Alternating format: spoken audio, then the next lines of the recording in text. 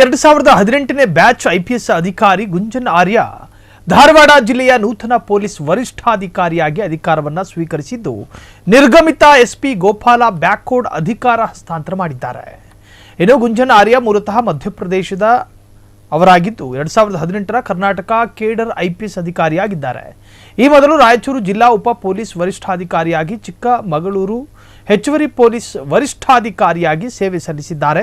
ಇನ್ನು ಧಾರವಾಡ ಎಸ್ಪಿ ಆಗಿ ನೇಮಕವಾಗುವ ಮೊದಲು ಬೆಂಗಳೂರಿನಲ್ಲಿ ರಾಜ್ಯ ಆಂತರಿಕ ಭದ್ರತಾ ವಿಭಾಗದಲ್ಲಿ ಪೊಲೀಸ್ ವರಿಷ್ಠಾಧಿಕಾರಿಯಾಗಿ ಸೇವೆ ಸಲ್ಲಿಕೆಯಾಗಿದ್ದು, ಬೆಂಗಳೂರಿಗೆ ವರ್ಗಾವಣೆ ಆಗಿರುವಂತಹ ಡಾಕ್ಟರ್ ಗೋಪಾಲ ಬ್ಯಾಕ್ಕೋಡ್ ಅವರಿಗೆ ಎಸ್ಪಿ ಕಚೇರಿಯಲ್ಲಿ ಜಿಲ್ಲೆಯ ಎಲ್ಲಾ ಪೊಲೀಸ್ ಅಧಿಕಾರಿಗಳು ಸಿಬ್ಬಂದಿ ಬೀಳ್ಕೊಡುಗೆ ನೀಡಿ ನೂತನ ಎಸ್ಪಿ ಗುಂಜಾ ಆರ್ಯ ಅವರನ್ನ ಸ್ವಾಗತ ಮಾಡಿದ್ದಾರೆ. ಈ ಸಂದರ್ಭದಲ್ಲಿ ಹೆಚ್ಚುವರಿ ಪೊಲೀಸ್ ವರಿಷ್ಠಾಧಿಕಾರಿ ನಾರಾಯಣ ಬರಮನಿ, ಉಪ ಪೊಲೀಸ್ ವರಿಷ್ಠಾಧಿಕಾರಿ ವಿನೋದ ಮುಕ್ತೇದಾರ, ಸಿಇಎನ್ ಡಿವೈಎಸ್ಪಿ ಶಿವಾನಂದ ಕೆಟಗಿ ಸೇರಿದಂತೆ ಅನೇಕರು ಉಪಸ್ಥಿತರಿದ್ದರು.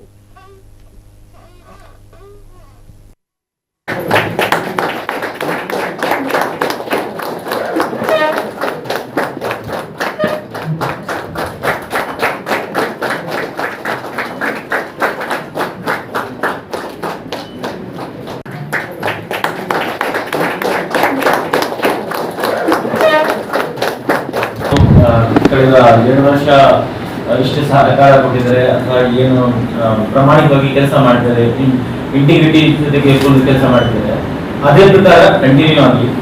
ಯಾಕಂದ್ರೆ ಅವರು ತುಂಬಾ ಒಳ್ಳೆ ಮಾತಾಡಿದ್ದಾರೆ. ಖಾಕಿ ಬಂದೆ, ನಾವೆಲ್ಲರೂ ಖಾಕಿ ಆಗ್ತಾ ಇದ್ದೀವಿ, ನಮಗೆ ಖಾಕಿ ಬಂದೆ. ಸೊ ಏನಾದರೂ ಆಗಲಿ ನಮ್ಮ ಖಾಕಿಗೆ ಒಳ್ಳೆ ಹೆಸರು ಸಿಗುತ್ತೆ.